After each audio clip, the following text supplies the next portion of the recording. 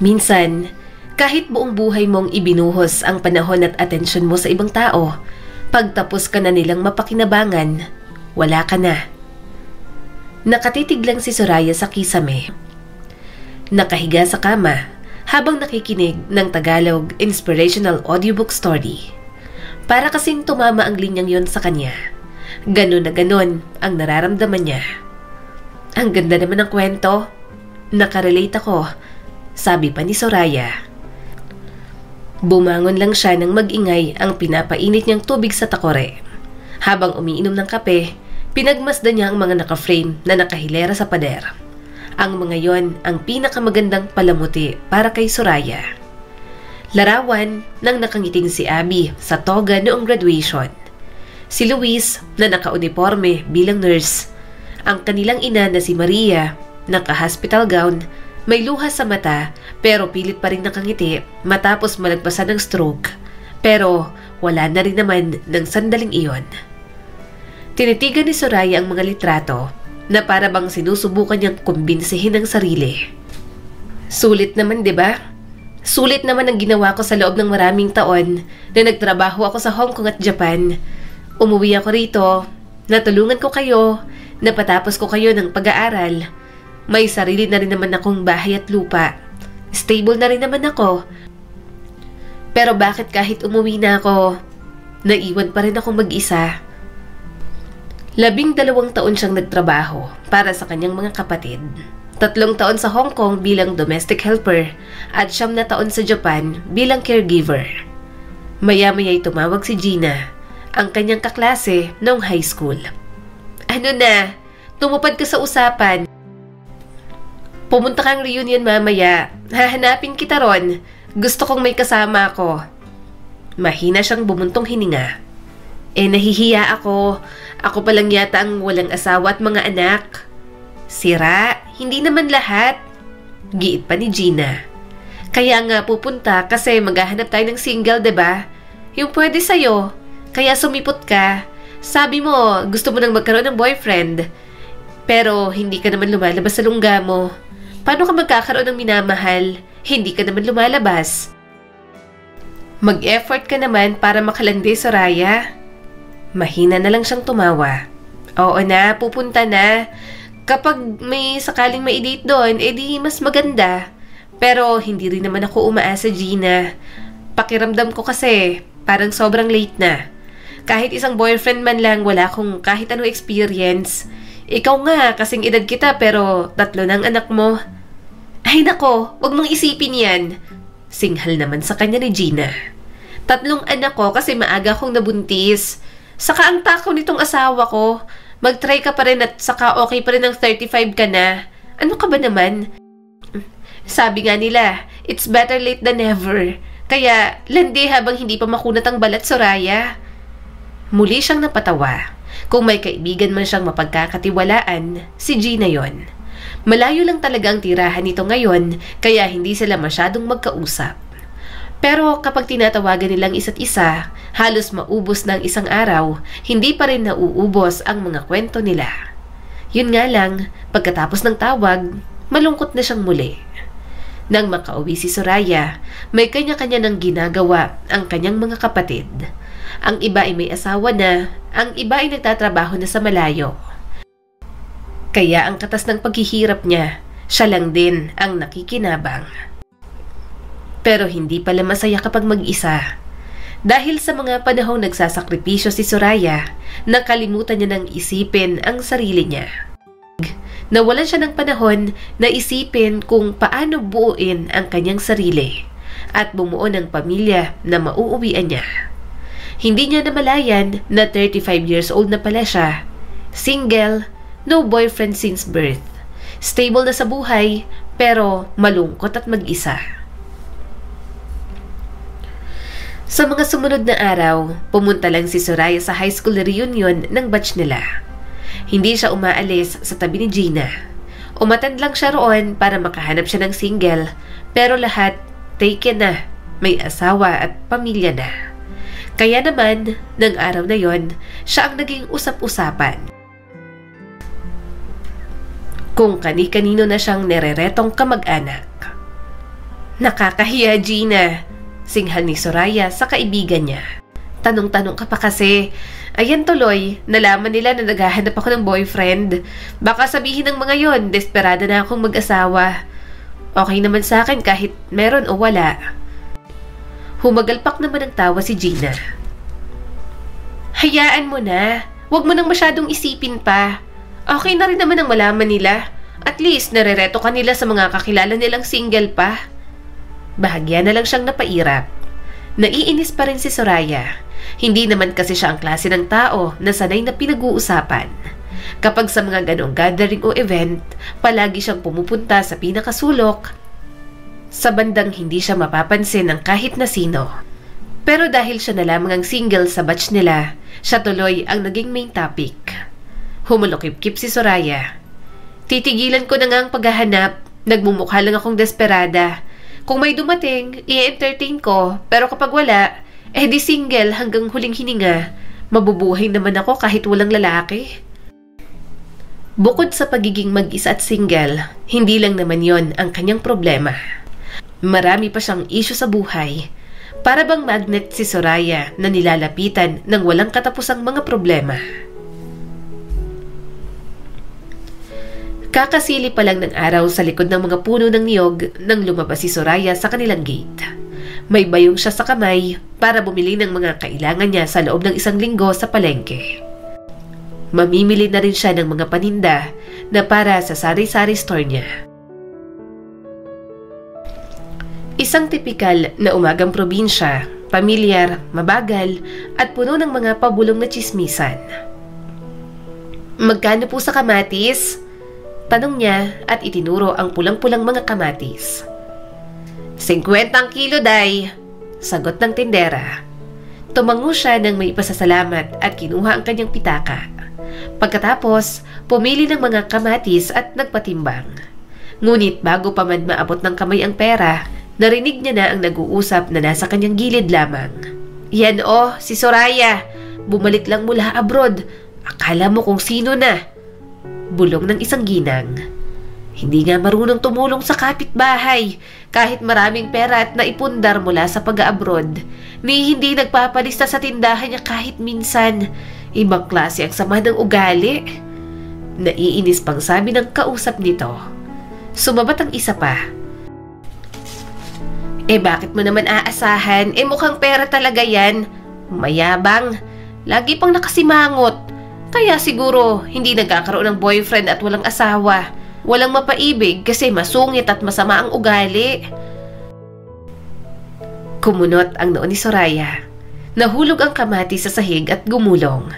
Wala na talagang magawa ang mga tsismosa sa kanila at mukhang siya na naman ang topic ng usapan. Tumayo lang siya roon, nagkunwaring walang narinig, pero kapag nagpatuloy pa ang mga ito, sasagot na talaga siya.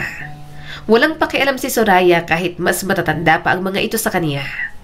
Mabilis siya nagbayad at lumipat sa susunod na pwesto. Kaso, parang anino ang mga bulong, sunod pa rin ang sunod. Hindi man lang nag-abot nung namatayan si Mang Kiko, ni kandila wala. Ayaw magpautang kahit 500, pero nang kailangan niya ng dasal para sa nanay niya, tayong lahat naman ay nagdasal, diba? Bahagyang napapikit si Soraya sa inis. Namumuo ang bigat sa kanyang dibdib. At kaunti na lang talaga ay mapuputol na ang pisi ng kanyang pasensya. Mas mabilis na ngayon ang kanyang kilos. Kumuha siya ng sayote, sibuyas, luya. Hindi dahil kailangan niya lahat, kundi para hindi halatang nagmamadali siyang umalis. Tingnan mo, ang yabang talaga. Saan pa ng isa? Padabog niyang inilapag pabalik ang isang tali ng mga kangkong. Nang humarap siya sa mga tsismosa, bahagyang napaatras ang mga ito at kanya-kanyang iwas ng tingin. Ano ba talagang gusto niyong mangyari? Pati ginawa niyong pagdadasal sa burol ng aking ina? Parang kasalanan ko pa kung maisumbat niyo sa akin. Humingi nga po kayo ng bayad. Malaki pang donation ko sa simbahan. Bakit? Hindi po ba kayo nakakupit sa donation ng simbahan? Kasalanan ko ba yon? Inilapag muna ni Soraya ang kanyang mga pinamili. Ano bang kinakagalit nyo? May narating lang sa buhay, nakaahon lang sa hirap. Sa tingin niyo mayabang na ako? Kailan ba ako nagyabang? Kailan ko ba ipinangalandakan ang mga bagay na meron ako ngayon? Dapat nga wala kayong say dahil pinaghirapan ko naman ang lahat ng meron ako. Hindi to galing sa kahit na anong ilegal. Dugo at pawis ang sinugal ko rito. Mataman niyang tiningnan ang mga ito. Galit kayo? Kasi ano? Hindi ako magaling magpautang? Ano bang gusto nyo? Ubusin ko sa inyo ang mga pinaghirapan kong pera? Wala kayong karapatang magalit. Lalo pat ako naghirap sa mga perang gusto nyong utangin. Lumapit si Soraya sa mga ito at tiningnan isa-isa ang mga tsismosang walang magawa sa buhay. Hindi niya talaga alam kung anong mayroon sa kanya, kung bakit siya pinag-uusapan ng ganoon. Tumanggi lang naman siya sa mga gusto ng mga ito na mangutang sa kanya at magpahiram naman siya. Kung makapagsalita ang mga ito, para bang obligado siyang maging mabait at mapagbigay kahit na wala namang ambag ang mga ito sa kanyang buhay. Okay sana kung nakikita niyang masipag, nagpapautang naman si Soraya. Pero kapag paulit-ulit na, hindi niya na pinagbibigyan. Nakikita niya rin naman na hindi naman kayang makabayad. Kapag nagkakapera, hindi rin naaalalang magbayad. Sumagot ang isa sa kanyang mga kapitbahay. Eh bakit? Madamot ka naman talaga. Para humihiram lang sa'yo ng pera, akala mo naman ikakahirap mo yon. Hindi mo naman maisasama sa hukayan. Mapait siyang tumawa. Galit na galit kayo. Hindi lang kayo napautang. Bakit? Kailangan ba munang maubos ang kayamanan ko? Ang pera ko? Para lang masabi niyong mabait ako at mapagbigay? Mapagbigay ako kapag nangangailangan. Pero kapag paulit-ulit na't hindi nakakabayad, hindi ba parang pang-aabuso na yon? Saka bakit? Kasama ba kayo sa budget ko? Para sa inyo ba ako nagpakahirap sa ibang bansa? Kasi kung may pera ako, akin naman yon. Hindi naman yun para sa inyo. At oo, alam ko, hindi ko maisasama sa hukay. Pero at least, maginhawa ako sa mga natitirang panahon ng buhay ko dito sa mundo. At kung ibibigay ko man ang lahat ng meron ako, hindi yun para sa inyo, sa mga katulad nyong may inggit sa katawan, sa mga katulad nyo na kapag may nakakaangat, gusto nyong ibaba. Kinuha niya ang bayong, bahagya siyang napairap at nilagpasan ng mga ito. Pinagpatuloy niyang pamimili. Taas noo pa si Soraya dahil alam niya naman sa kanyang sarili na wala siyang kasalanan. Wala siyang dapat ikahiya. Tumigil siya sa dulo ng palengke, sa pwesto ni Mang Ernesto. Ito lang ang kilala niyang mabait. Kaibigan ng kanyang ama, kaya nakakasundo niya. Nag-aayos ito ng mga talong nang makita siya. Magandang umaga po, Mang Ernesto. Napatingala ang matanda at ngumiti. Ayan ang paborito kong suki. Magandang umaga, Soraya.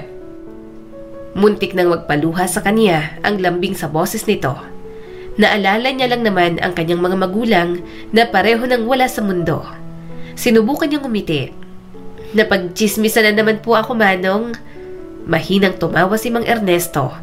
Huwag mo silang pansinin. Ganyan talaga mga tao. Galit sa masipag at nagsusumikap sa buhay. Lalo na kung sa sarili nila ay wala silang narating. Mas gusto pa nilang may naloloko silang mautangan. Hindi naman po ako masama. Mahina niyang tugon. Pero bakit parang mali po kapag ayaw ko nang magpautang? Pinunasan ni Mang Ernesto ang kanyang mga kamay at tiningnan siya na parang isang ama. Iha, may mga taong nasanay sa kabaitan mo. Kapag hindi mo na binigay, ikaw pang masama. Pero hayaan mo at nakatungo naman ang Diyos sa'yo. Soraya, hindi mo kailangan ng pahintulot mula sa mga tsismosa para pahalagahan ang pinaghirapan mo. Ngunit kahit gaano kainit ang mga salitang yon, hindi pa rin ito kayang pahupain ng kirot. Pagkatapos mamili, umalis na si Soraya sa palengke. Mabait naman siya pero kapag hindi niya napagbigyan ng isang beses, para bang siya ng pinakamasama. Ang bilis makalimot ng tao, para bang sa dami ng kabutihang ginawa, sa oras na hindi mapagbigyan o nagkamali, yun ang mas tumatatak sa mga ito. Kaya minsan, nagsasawa na rin talaga siyang tumulong sa mga tao na alam niyang mapagsamantala. Madali pa naman siyang magtiwala. Iniingatan lang ni Soraya ang kanyang sarili. Pagkarating niya sa gate, nakita niyang nagwawalis sa tapat ng bahay nito si Aling Clara. "Magandang umaga, Soraya," bati nito at pilit ang sigla sa boses. "Namili ka pala ngayon. Kaya pala tumatawag ako rito sa inyo kanina ay walang sumasagot. Lumabas ka pala."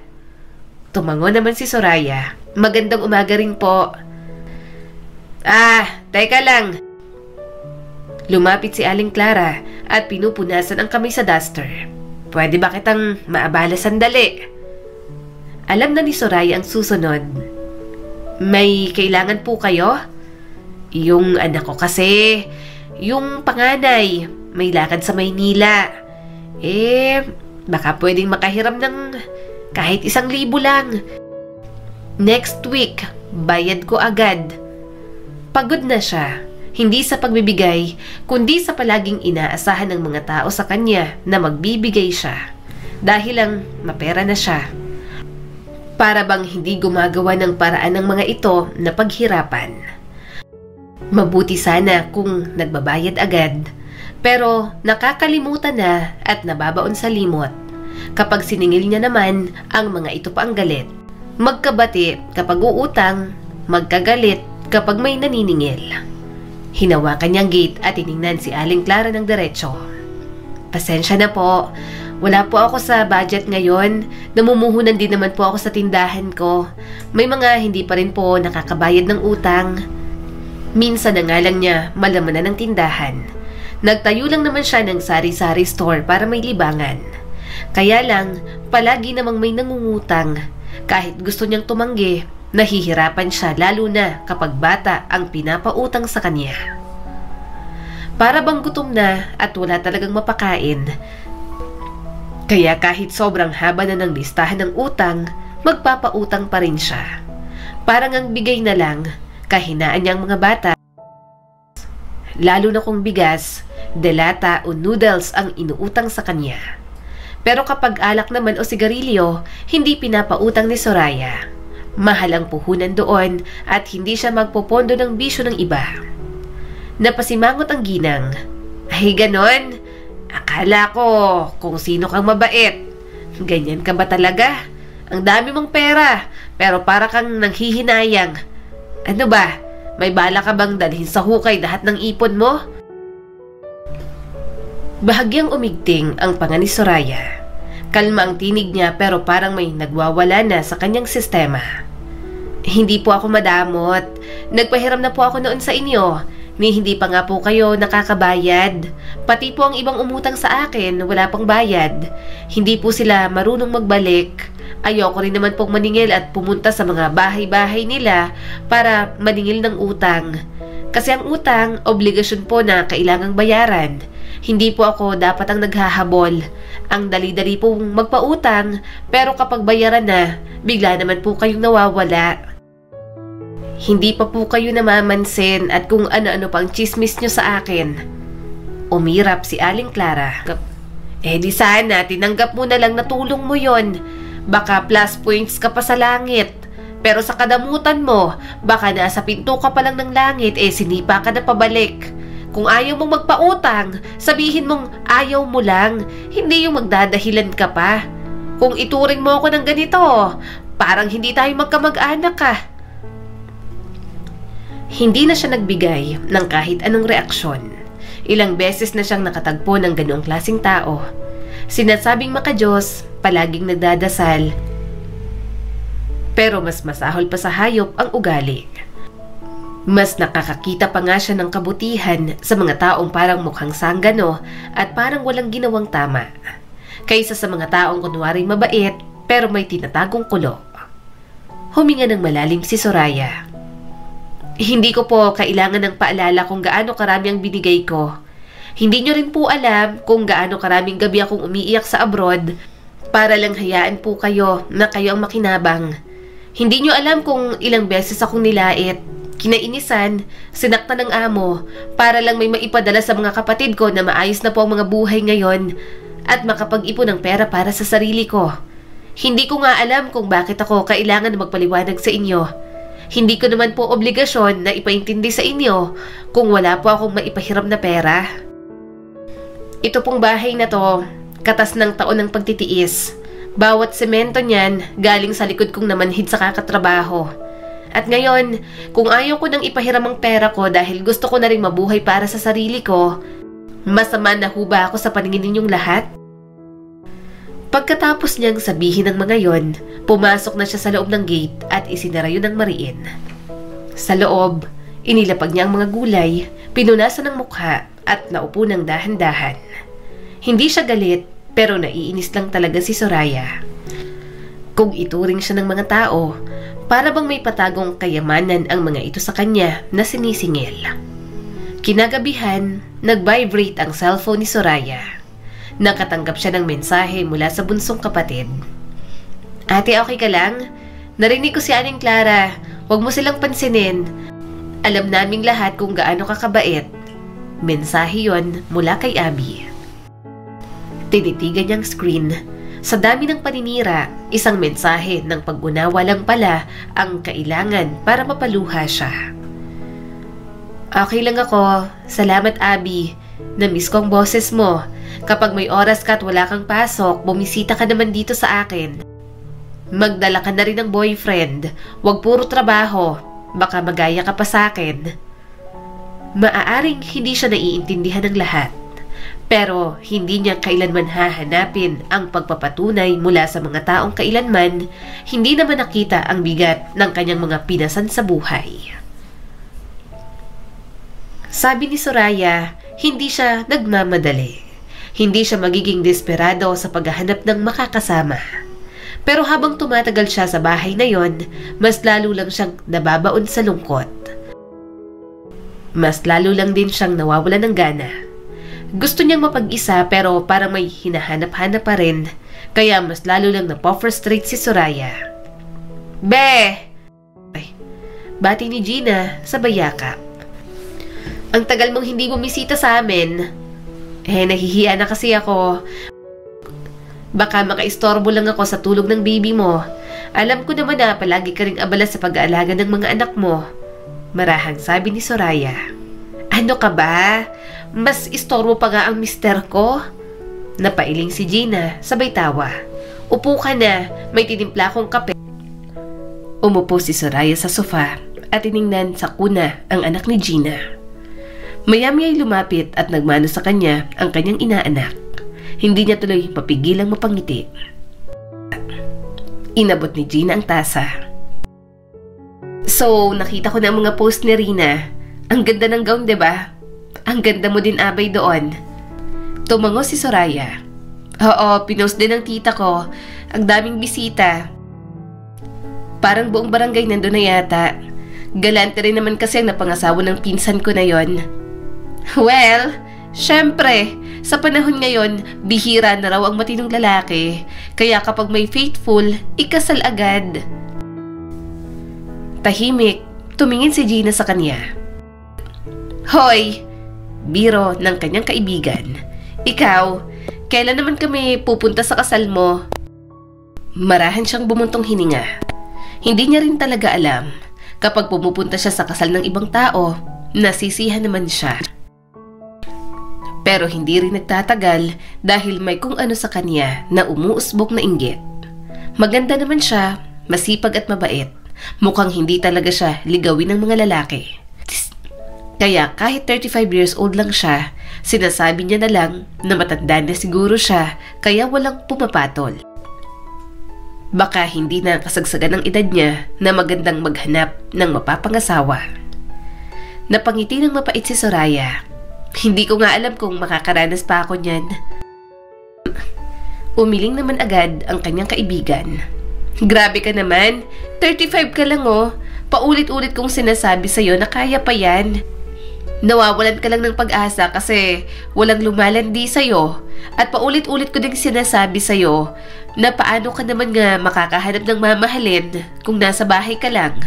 Hindi ka naman nag-e-explore. Kahit sa mga dating app, ayaw mong sumubok. Baka kapag bumisita ako sa inyo, marami ka ng baging doon. Buti ka pa, Gina. Mahina niyang wika. May mister at may mga anak. May pangarap na natupad.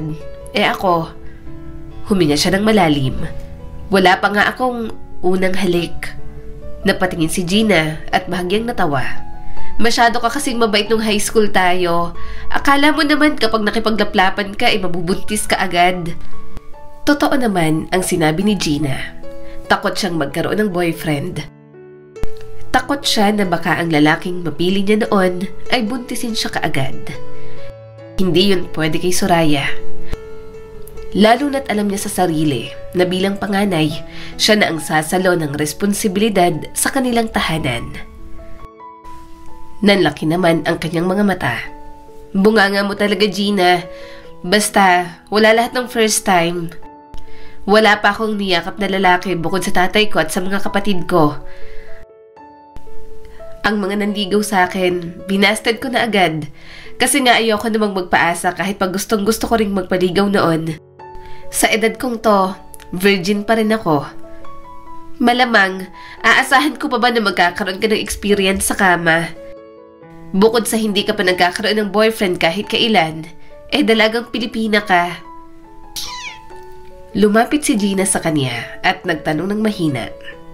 Pero as in, kahit kailan, hindi ka sumubok? Kahit ba one night stand lang nung nasa ibang bansa ka? Umiling si Soraya. Wala. Ano? Kanino? Saka alam mong hindi ako ganon. Hindi ko gagawin yon. At kung subukan ko man, kanino naman? Sa mga OFW na tigang doon? Ayokong maging kabit at makasira ng pamilya, no? Wala akong nakilalang single doon. Kahit ibang lahi, parang wala silang pakialam sa ganda ko. Deadma sila, Gina. Kaya hindi ko na masyadong iniisip at nai-stress lang naman ako. Total, nandun naman ako para kumita ng pera. Lahat ng oras ko, trabaho, umaga linis, gabi luto, tapos pag may emergency, ako pa rin ang tatawagan. Wala talagang panahon para sa pag-ibig. Kaya nga ngayon parang naiwan ako. Parang ako na lang yung naiwan sa generation natin na walang asawa. Kinagat ni Gina ang labi. Naiintindihan kita, Bes. Pero hindi ibig sabihin na dahil hindi mo pa naranasan wala ka ng pag-asa. May darating din yan. Pero sana, habang naghihintay ka gumawa ka naman ng effort na lumandi. Hindi naman basta kakatok sa pinto ng bahay mo ang dawan mo, ang lalaking inilaan sa'yo ni Lord. Hindi pa huli ang lahat. At saka may perks kaya yung pagiging untouched. Lalo na't para sa'yo pinahahalagahan mo yan. Kapag binigay mo sa taong mahal mo, ibig sabihin, espesyal ang tao sa'yo. Ganoon nga ang paniniwala ni Soraya. Alam niyang moderno na ang panahon, pero mahalaga pa rin sa kanya ang kanyang virginity. May ibang babae na kayang ibigay yun ng basta-basta at nire-respeto niya yon. Paniniwala naman yun ng mga ito at isa pa, hindi niya naman katawan ang katawan ng ibang babae para mangialam. Basta ang para lang kay Soraya, mahalaga sa kanya kung sino ang unang pagbibigyan ng sarili. Pakiramdam niya, hindi lang katawan ang kanyang binibigay, kundi pati maging kaluluwa at puso niya. Sumandal siya sa upuan. Naiinggit na nga ako sa mga bida sa teleserye. Kapag nasa kalagitnaan ako ng panonood sa bahay, pinapatay ko na lang. Kahit kaawa-awang probinsyana, may leading man pa rin. Ako, napagdaanan ko ang lahat ng hirap sa buhay na pwede kong paghirapan. Tapos sa ending, wala pala akong sariling leading man. Pinagchichismisan pa ng mga kapitbahay na galit nang umangat ako sa buhay. Hindi nga yata ako favorite ni Lord, Gina. Ngiting demonyita ang sumilay sa mga labi ng kanyang kaibigan. Gusto mo, turuan kita kung paano yung love scene? Para kung may lalaki ka na, alam mo na kung anong gagawin mo. Hoy, sira ka talaga. Humagalpak si Soraya at tinakpan ang mukha. Ang sama talaga ng tabas ng bibig mo kahit kailan. Lumapit si Gina at bumulong ng may pilyang ngiti. Alam mo ba, Dati nung kami ng mister ko, 2 round agad. Gina! Sabay silang humalakhak. Pero matapos ang tawanan, napalalim ang buntong hininga ni Soraya. Pero seryoso Gina, minsan parang sobrang nakakainis. Parang ako na lang talagang walang update. Lahat in a relationship, engaged, married, mommy-to-be. Ako, eto, humihinga lang sa mundong ibabaw. Napakunot ang noo ni Gina. Soraya, hindi ko naman pinagsisisihan yung mga ginawa ko. Alam kong natulungan ko ang pamilya ko. Proud ako ron. Siyempre, tingnan mo naman ang mga kapatid ko. Lahat successful. Ako, marami na rin naipundar. Pero ngayon natapos na ang lahat. Ngayon na nagpapahinga na lang ako, parang wala na akong papel sa mundo kasi mag-iisa na lang ako. Hinawakan ni Gina ang kanyang kamay. Hindi ka nawala ng papel. Baka lang ibang role ang ibinigay sa'yo ngayon. Malay mo may darating na para sa'yo. Yung uugod-ugod nga, nakakapag-asawa ulit, ikaw pa kaya? Ayaw niyang umabot sa puntong ganoon. Pakiramdam niya, masyado nang huli. Hindi niya na ma-enjoy pa. Mag-download ka na nga kasi ng dating app. Baka nandun ang para sa'yo. Nakangiting sabi ni Gina. Napangiti si Soraya ng banayad. Hindi ko nga alam kung paano makipag-usap sa lalaki. Lagi ako naiilang. Baka pagtawanan lang ako. Kinarga ni Gina ang anak nito. Tigilan mo nga yan. Ang dami mong kayang ibigay. Wife material ka. Hindi mo lang nakikita kasi puro ka pagbibigay sa iba. Subukan mong ibigay yan sa sarili mo. Deserve mo naman na ikaw ang maalagaan. Ikaw ang yayakapin kapag pagod ka. Hindi lang ikaw ang palaging bigay ng bigay. At sa gitna ng lahat ng yon, mukhang hindi na kailangan maghanap ni Soraya. Tila may isang darating na tao sa kanya na magbibigay ng bahagyang pagbabago sa takbo ng kanyang buhay. Palubog na ang araw habang pauwi si Soraya. Medyo sumasakit ng braso niya habang bitbit ang 2 supot ng grocery na may bigas, itlog, tinapay at ilang mga dalata. Hindi man labis ang bigat, pinabagal nun ang lakad niya. Lumiko siya papunta sa kalye patungo sa kanyang bahay habang iniisip kung anong uulamin niya mamaya. Hoy! Akin na yan! Mahinang sabi ng hold-upper sa kanya. Biglang sumunggab ang masamang lalaki sa shoulder bag ni Soraya. Hinila yun ng malakas kaya't natumba siya sa gilid. Nahulog ang mga grocery at nabasag ang ilang itlog sa semento. Ano ba? Sigaw ni Soraya sabay kapit sa bag. Bitaw na! Mariing bulong ng lalaki at muling hinila. Gigripuhan kita! Wag! Please! Iyak niya habang nanginginig ang tinig. Hanggang isang anino ang kanyang nasilayan. Mula sa kabilang kalsada, may isang lalaking tumakbo papunta sa hold-upper. Walang sapatos, gusgusin at sira ang damit sa bagsak nitong katawan. Bigla nitong inararo at pinabagsak ang hold-upper. Aray! Anong... Reklamo ng masamang lalaki. Nagkagulo, nakipagbuno ang pulubi sa magnanakaw. Nakapagbigay ng isang suntok na dumampi sa pisngi ng lalaking sumaklolo. Pero hindi ito gumanti ng suntok. Sa halip, pinigil lang nito ang braso ng magnanakaw gamit ang medyo may kalakihang braso. Nagtataka pa siya kung bakit parang ang ganda ng katawan ng pulubing yon, pero hindi niya na masyadong inisip pa. Tulong! Tulong! Malakas na sigaw ni Soraya. Tulong! Please! Tulungan niyo kami! Maya-maya'y hinugot ng magnanakaw ang maliit na patalim mula sa bewang at sinaksak pataas. Dumaplis ang patalim sa braso nito, pero agad na namula at tumulo ang dugo. Mahina lang umungol ang pulubing tumulong sa kanya. Tumayo ang magnanakaw, nagmura at mabilis na tumakbo palayo. Nawala na sa eskinita. Ilang sandali, ang tanging naririnig ni Soraya ay ang sarili niyang paghinga. Nasa kanya pa rin ang bag habang mahigpit na yakap sa dibdib. Kalat ang grocery sa semento. May mga dilatang gumulong papalayo.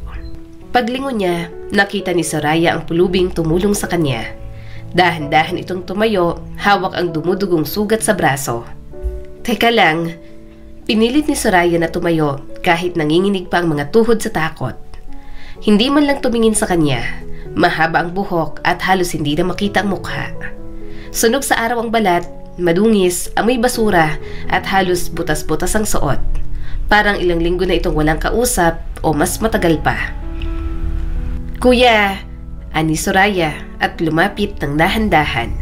Nasugatan ka, gagamutin ko. Dati akong nurse, may first aid kit din ako sa bahay. Pagtingala ng lalaki, natigilan si Soraya. May kung anong kakaiba sa mga mata nito. Hindi galit, hindi bangis, kundi takot. Para bang gusto nitong lumayo. Hindi para humingi ng tulong, kundi ng katahimikan. Tumalikod ito at tila aalis na. Teka lang kuya, sandali lang. Tawag ni Soraya habang mabilis ang tibok ng puso. Huminto ang lalaki pero hindi lumingon sa kanya. Niligtas mo ako, malumanay niyang sambit. At may sugat ka. Please, sumama ka na muna sa akin. Lalagyan lang natin ng first aid. Hindi kita pababayaan. Bahagyang lumingon ang lalaki. Nag-aalangan man, pero hindi nagsalita. Wala akong masamang balak, dagdag ni Soraya. Kaya kitang gamutin. Malapit lang naman ang bahay ko rito. Please, sumama ka sa akin. Hindi ako matatahimik na hindi nagagamot ang sugat mo. Tinulungan mo ako kaya tutulungan din kita. Matagal pa siyang tinitigan ng binatang pulubi, bago dahan-dahang tumango na parang bata. Nanguna si Soraya sa paglalakad at mas mabilis na ang hakbang. Ilang di pa lang sa likod niya ang lalaki na tahimik, maingat, bahagyang nakayuko habang pinipigil ang dugo sa sugat. Pagdating sa gate, nilingon niya ito. Wala pa ring salita. Pareho pa rin ang tingin sa kanya. Hindi niya mabasa kung ano ba ang iniisip nito. Binuksan ni Soraya ang pinto at sinenyasan ito. Dito ka muna, maupo ka. Pumasok ang lalaki ng mabagal, halatang alanganin at sinipat ang malinis na sala. Napatingin ito sa mga larawan na nakapaskil sa pader. Pinaupo niya ito sa isang upuan at tinulungang pigilin ang pagdurugo ng sugat. Kinuha ni Soraya ang first aid kit. Lumuhod siya sa harapan nito. Pasensya ka na ha, huwag kang mag-alala, nurse ako dati, sanay na akong maglapat ng gamot.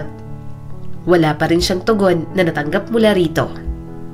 Pwede ko bang alisin tong kamay mo para malinis ko? Dahan-dahan naman itong inalis ang kamay. Hindi masyadong malalim ang sugat pero tuloy-tuloy ang pagdurugo.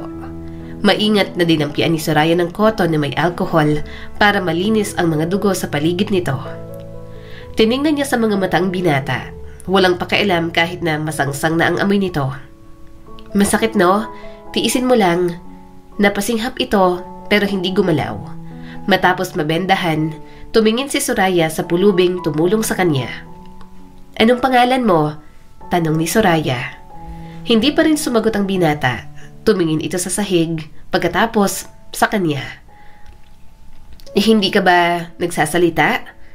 Tanong ni Soraya at pinilit maging magaan ang boses. Pipi ka ba? Pinagdikit nito ang mga labi at umiwas ng tingin. Napasinghap si Soraya. Bingi ka ba? Pero mukhang naiintindihan mo naman ako, di ba? Saglit itong natigilan, tapos marahang tumango. Kayang makinig, pero hindi kayang magsalita ng lalaking nasa harap niya.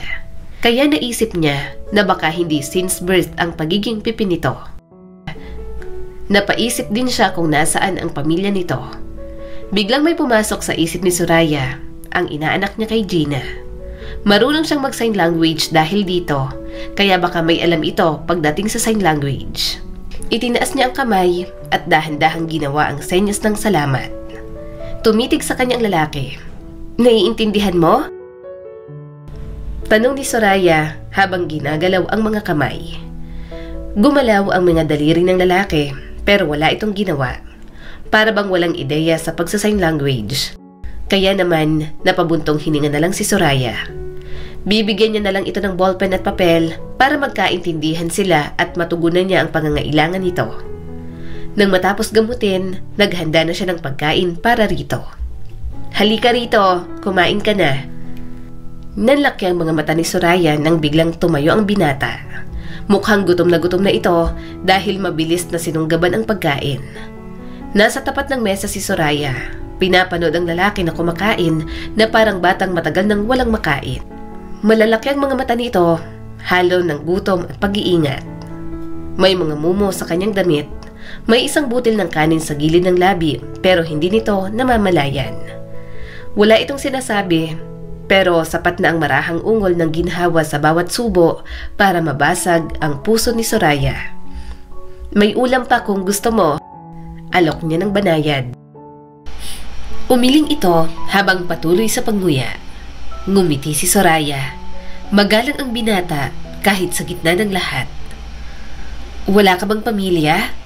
Marahan niyang tanong dito. "Bakit ka naging pulubi?" Sunog sa araw ang balat ng binata. Matigas at madumi ang damit. Mahaba ang buhok, magulo at natatakpan ang mga mata. Ngunit sa kabila ng mga yon, klaro na may itsura ito. Matangos ang ilong, makapal na pilik mata, matatag ang panga at bagaman tuyot ay buo ang mga labi. Matipuno rin ang katawan kaya hindi siya sure kung pulubi ba ang nasa harap niya o ano. "Nasaan na kaya ang pamilya mo?" tanong ni Soraya. Tumingin ito sa kanya at marahang umiling. Bahagya siyang yumuko upang mas mapagmasdan ito. At doon napansin ni Soraya. Sa leeg nito nakasabit ang isang kwintas na may pendant na hugis parihaba. May gasgas pero buo pa rin. "Sandali lang. Teka lang," sabi niya, may halong pag-usisa habang dahan-dahang iniaabot ang kamay palapit doon. Natigilan ang lalaki, nakatingin sa kamay niyang lumalapit sa dibdib nito. "Pwede ko bang tingnan to?" Maingat niyang tanong. Tumango naman ang binata. Hinawakan ni Soraya ang palawit. Nang ipihit niya, nabasa niya ang nakaukit doon. "Franco? Franco ang pangalan mo?" "Franco?" Bulong niya pa ulit. "Ikaw si Franco?" Pumikit ito sandali, saka tumingin sa mesa. Hindi umoo, pero hindi rin tumanggi. "Franco?" Ulit niya at mas malambing ngayon. "Bagay sa'yo, ang ganda ng pangalan mo." Muling namayan niyang katahimikan, ngunit sa pagkakataong yon, hindi na mabigat. Tumayo si Soraya at pumunta sa aparador. Pagbalik niya, dala niya na ang isang maliit na ballpen at notebook. "Sige," sabi ni Soraya. "Kung hindi ka pa handang magsalita o hindi ka talaga marunong magsalita, pwede mong isulat." Tiningnan ni Franco ang notebook. Pagkatapos, siya naman. Pero hindi ito gumalaw. "Hindi mo kailangang pilitin," dagdag niya agad dahil ramdam niya ang tensyon. "Pero kung gusto mo lang para mas madali tayong magkaintindihan." Wala pa ring galaw mula kay Franco. Tinitigan lang nito ang papel, saka muling tumingin sa kanya. May halong paghingi ng paumanhin sa mga mata nito. Napabuntong hininga si Soraya at ngumiti ng kaunti. "Okay lang, siguro hindi pa ngayon. Naiilang ka siguro sa akin." Ibinali nito ang tingin, saka pinunas ng labi gamit ang manggas. "Tapusin mo muna yan," wika ni Soraya. "Tapos pwede kang maligo. Gusto mo ba? Medyo may amoy ka na kasi. Pahihiramin na lang kita ng damit. Mabuti na lang may mga naiwan pang damit dito ang kapatid kong lalaki." Pagkatapos kumain, inakay niya ito papunta sa banyo at inabot ang isang tiklop ng malinis na damit. Isang puting t-shirt at checkered na shorts. "Dito ang sabon at shampoo. Ingatan mong sugat mo, ha?" Itinuro niya ang mga essentials sa loob. Tahimik na kinuha ng lalaki ang mga damit. Bago pa maisar ang pinto, saglit itong tumingin kay Soraya. Tingin na puno ng tanong na pareho nilang hindi kayang sagutin. Inayos niya ang mesa at naghugas ng mga pinagkainan. Maya-maya'y narinig ang pagklik ng pinto. Paglingon ni Soraya, bahagya siyang natigilan. Nakatayo si Franco, walang sapin sa paa. basa ang buhok at natatakpan ng mukha. Pero nakikita niya ng mas malinaw ngayon ang mukha nito. Natanggal na ang dumi at lumitaw ang mas maputing balat. Nakasuot ng puting t-shirt na bahagyang hapit sa kanyang katawan. "Franco, bakit ang gwapo mo?" Mangha niyang tanong. "Para kang hindi pulubi. Talagang pulubi ka?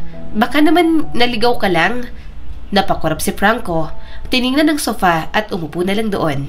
Tulala na ito at hindi nagsasalita. Pagkatapos nun, hindi alam ni Soraya kung anong gagawin. Mag-isa lang siya sa bahay. Natulungan niya ng pulubi. Hindi siya sigurado sa kanyang sarili kung dapat bang tulungan patulugin ito sa kanyang tahanan. May tirahan ka ba?" Tanong ni Soraya. Kasi kung meron naman, pwede ka nang umuwi. Tumingin sa kanya si Franco at marahang umiling. Napabuntong hininga si Soraya. "Nakikita ko naman na mabait ka. Kaya lang, mag-isa ko rito sa bahay. Hindi kita kayang patuloyin. Hindi naman kasi kita kilala." Tumayo agad si Franco na parang aligaga. Nagulat na lang siya nang dumiretso ito sa pinto. Binuksan yon at umalis agad. Hindi na nakapagsalita si Soraya sa sobrang gulat. Gusto niyang umalis na ito pagkatapos niyang tulungan, pero hindi niya alam kung bakit may awa pa rin siyang nararamdaman. Hindi siya mapakali at hindi niya maintindihan kung bakit. Umulan pa ng malakas sa labas, kaya mas lalo siyang nag-alala. Hindi niya nakinaya, kinuha niya ang malaking payong. Lumabas siya at hinabol si Franco. Nagulat siya nang makita itong nagpapaulan. "Franco!" Malakas niyang sigaw at hinila ang kamay nito. "Bakit ka nagpapaulan? Mababasa ang sugat mo." Hindi nagsalita si Franco. Nakatingin lang ito sa kanya. Napabuntong hininga siya at mas lalong tinaasan ang paghawak sa payong. Matangkad kasi si Franco at hanggang balikat lang siya. May pagdududa si Soraya. Hindi niya ito kilala, pero isang problema niya sa kanyang ugali. Kaya niyang alisin ang lahat ng pagdududa at basta na lang magtiwala. Hindi yan masisira hanggang walang ginagawang masama sa kanya. "Mukha ka namang mabait. Magaan ang loob ko sa'yo," usal ni Soraya. Nakita ni Franco na nahihirapan siya sa paghawak ng payong, kaya ito na ang humawak. Nakatitig pa rin sa kanya ito. Huminga ng malalim si Soraya. "Nang umalis ka, pakiramdam ko, wala kang bahay na uuwian. Naawa ko sa'yo, kaya sige, sa akin ka na muna tumira. Kukup-kupin muna kita. Total, malaki naman ang utang na loob ko sa'yo." Marahang tumango si Franco. Hindi naman mukhang may pagkukulang sa isip si Franco. Talagang pipilang at mukhang takot o nahihiya sa ibang tao. Kaya baka kapag naging close na sila, maging komportable itong magbahagi tungkol sa buhay nito. Nang makabalik sa bahay, kasama niya na ito. Pinagbanlaw niya muli si Franco habang hinahanda naman ang isang kwarto. "Dito ka na matutulog," nakangiti niyang sabi. "Kapag may kailangan ka, kumato ka lang. Nasa tapat lang ang kwarto ko." Tumango naman ito. Aalis na sana siya pero hinawakan ni Franco ang kanyang kamay. Kinuha nito ang notebook at papel at may nakalagay na salamat. Hindi niya napigilang mapangiti. "Walang anuman. Salamat din sa pagtulong sa akin kanina. Kung hindi ka dumating, baka nasaksak na ako at napahamak. Ang laki pa naman ng katawan ng hold-upper. Hindi ko kaya." Marahang tumango si Franco. Namumungay na rin ang mga mata nito. Tiningnan ni Soraya ang inayos niyang kama para sa binata. "Sige na, matulog ka na. Namumungay na ang mga mata mo. Kanina ka pa siguro inaantok." Pagkatapos nun, bumalik na si Soraya sa kanyang kwarto. Hindi niya lubusang kilala si Franco, pero mas panatag siya na ligtas ito sa kabilang kwarto kaysa magpalaboy-laboy sa kalsada. O baka excuse lang talaga niya na dahil sa sobrang lungkot niya na mag-isa, pati pagpapatuloy sa pulubi, naisip niya na. Pagsapit ng ikalawang linggo ng pananatili ni Franco, nasanay na si Soraya na kasama ang binata sa bahay. Hindi naman ito mabigat kasama. Kapag gumagawa siya ng gawaing bahay, nakikisali ito at tumutulong. Kapag nasa loob siya ng sari-sari store, nakaupo ito at nanonood ng TV kasama niya. Kapag may bibili, naku-curious at napapatingin agad. Ate Soraya, tawag ng isang bata sa kanya. Naningkit ang kanyang mga mata. Alam ko na yung tono na yan, Mariel. Uutang ka na naman? Bakit? Wala na naman kayong pagkain? Halatang nahihiya ang batang magsabi. Noodles po sa bigas. Sa Sabado raw po magbabayad si nanay. Hindi po kasi nag-abot ng sahod si tatay. Kumuha na agad si Soraya ng kailangan ni Mariel. Huwag ka na lang mangako. Hihintayin ko kung kailan kayo magbabayad. Hindi rin naman natutupad na magbayad kayo palagi. Saka naiintindihan ko naman yung nanay mo. Kaya minsan, pinaglilinis at pinaglalabada ko rito sa bahay kahit kaya ko naman. Wala siyang makatulong sa inyo. Lahat kayong mga anak niya, maliliit pa. Pumunta si Soraya sa refrigerator at kinuha ang natirang adobo roon. Oh, eto, sa inyo na. Initin nyo na lang. Adobong manok to. Ulam namin kagabi ni Franco. Marami pang natira. Sa inyo na lang. Nagliwanag naman ang mukha ni Mariel. Talaga po, salamat po Ate Soraya. Kagabi pa po kami hindi kumakain. Nahihiya po kasi kami ni nanay na umutang ulit. Pero hindi na po kasi namin matiis ang gutom. Bahagyang nahabag ang kanyang puso. Kahit naman may mga kapitbahay siyang masasama ang ugali, mayroon namang mabubuti. At may mga nakikita talaga siyang hikaho sa buhay at may hiya pa sa pagkatao. Mga ganoong tao ang tinutulungan niya. Hindi rin siya makatiis kapag mga bata ang nagugutom. Wala namang kakayahang makahanap ng makakain ng mga ito. Kaya kapag nangungutang, wala nang kahit anong panunumbat, pinapautang niya agad. Sige na Mariel, uwi na. Hati-hati kayong magkakapatid dyan ha. Nakangiting sabi ni Soraya. Tumango naman ito at maingat na hinawakan ng plastic. Maraming salamat po talaga Ate Soraya. Ang bait mo po. So kabagay ka po sa asawa mo. Nanlaki ang mga mata ni Soraya. Ano ka ba namang bata ka? Anong asawa? Wala akong asawa. Ito si Franco. Pulubi siya malapit dyan sa tulay. Muntik na akong ma-hold up. Tinulungan niya ako kaya tinulungan ko na. Wala siyang mapuntahan kaya dito na lang muna siya. Sumili pa ang bata sa loob. Akala ko po boyfriend mo o asawa mo Ate Soraya. Hindi naman po siya mukhang pulubi. Mahaba lang po ang buhok. Pero bakit po ang pogi Ate Soraya? Mahina siyang tumawa at nilingon si Franco na nakatingin sa kanya. Oo, pogi naman. Pero wag kang tsismosa na bata ka. Umuwi ka na nga. Basta hindi ko asawa at mas lalong hindi ko boyfriend. Kaya baka mamaya kumalat pa ha. Tinulungan ko lang naman siya. Umalis si Mariel na masaya at patalon-talon. Napangiti naman si Soraya. Ibinalik niya ang atensyon sa ginagawa. Natigil lang nang makita si Franco na nakatitig sa kanya. Bakit? May kailangan ka ba? Tanong ni Soraya. Kinuha nito ang notebook at nagsulat doon. Nang pinakita nito sa kanya ang nakasulat, binasa naman agad ni Soraya. Maganda ka at mabait? Namula ang mga pisngi ni Soraya at mahinang tumawa. Akala ko kung ano na. Salamat. Tipid nang umiti si Franco at nagsulat muli. Binasa niya ulit yun ng mas malakas. Mahilig ka pala sa mga bata. Walang asawa o boyfriend?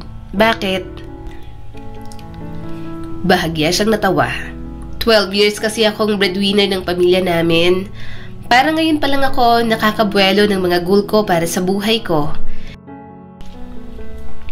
Hindi pa ako nagkakaroon ng boyfriend kahit minsan. Ngayong stable na ako, medyo parang late na para mag-asawa. Ikaw, nasa ng pamilya mo? May mga kapatid o magulang ka ba? May pamilya ka ba na sarili mo? Bahagyang nawala ang ngiti ni Franco. Para bang may dumaang alaala rito na ayaw nang balikan. Gayunpaman, nagsulat pa rin ito. Masyadong mahaba na naiinip na si Soraya. Alam mo, marunong kasi ako sa sign language. May inaanak kasi ako, anak ng best friend ko na mute and deaf naman. Ikaw mute lang, close kami ng best friend ko, kaya parang ano ko na rin ang anak niya. Kung hindi ka marunong sa sign language, pwede kitang turuan. Napatingin sa kanya si Franco. Nakangiti naman siyang nag-sign language dito habang nagsasalita. Tuturuan kita kung gusto mo lang naman, para kapag kausap mo ko, hindi mo na kailangan magsulat gamit ang ballpen at papel.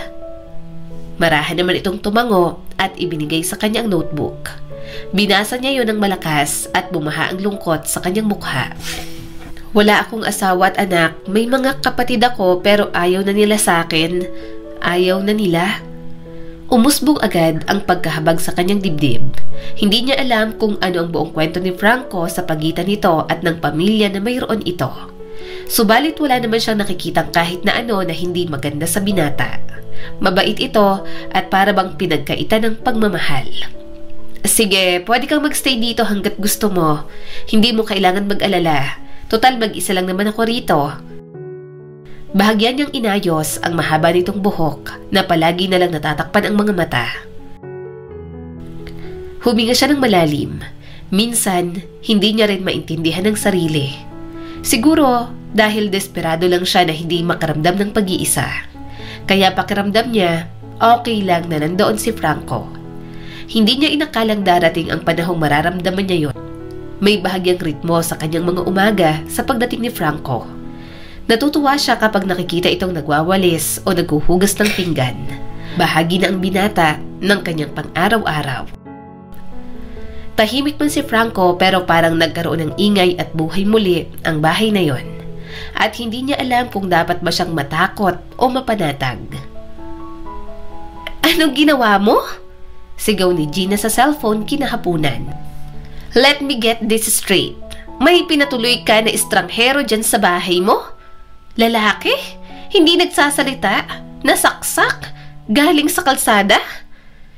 Idiniin ni Soraya ang cellphone sa tenga habang hinahalo ang sinigang.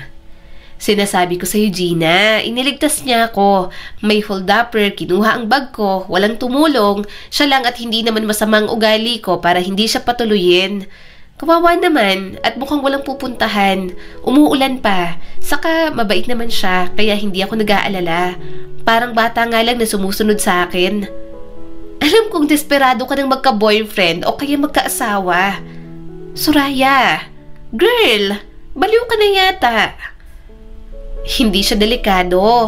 Matatag pero kalmado ang boses niya. Tahimik siya, hindi man lang tumitingin ng bastos. Magaan ang loob ko sa kanya at hindi naman siya mukhang masamang tao. Tumulong, naghuhugas, naglilinis. Hindi ko kailangang sabihan. Ginagawa niya na agad. Kapag sinasama ko sa pamamalengke, siya ang nagbubuhat ng mga pinamili ko. Tumagal siya rito kasi kahit papano, nasasamahan niya ako sa maraming bagay. At hindi yun kahinahinala sa'yo? Baka mamaya sindikato yan na nagpapanggap lang. Isang lalaking hindi mo kilala pero hinayaan mong tumira ng ilang linggo sa bahay mo? Bulong na hirit ni Gina. May trauma ka ba sa pagiging single, te? Baka naman wala ka na talagang mahanap kaya pulubin ang papatusin mo. Napabuntong hininga si Soraya. Alam kong parang nakakabaliw. Pero nakita ko ang mga mata niya, Gina. Takot siya. Hindi siya nagpapanggap. Parang nawawala lang. Alam mo ba yon? Pakiramdam ko, parang wala na siyang pag-asa na nakikita sa buhay niya. Natahimik si Gina sa kabilang linya. Pagkatapos ay malalim na buntong hininga ang pinakawalan nito. Okay, tama na. Pupunta ako dyan.